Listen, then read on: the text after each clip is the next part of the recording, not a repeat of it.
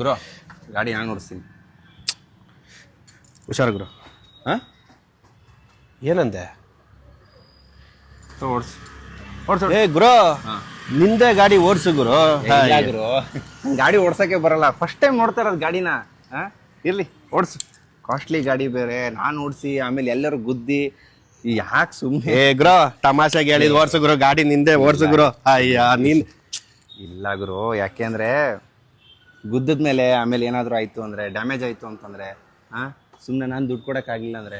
ಗುರು ಒಂದು ಮಾತು ಹೇಳತ್ತಪ್ಪ ಗುರು. ವಾಚ್ ನಿಂದೆ ಅಲ್ವಾ? ಒಂದ್ ಮಾತು ಹೇಳತ್ತಪ್ಪ, ನಾನು ತಮಾಷೆ ಮಾಡತ್ತಪ್ಪ.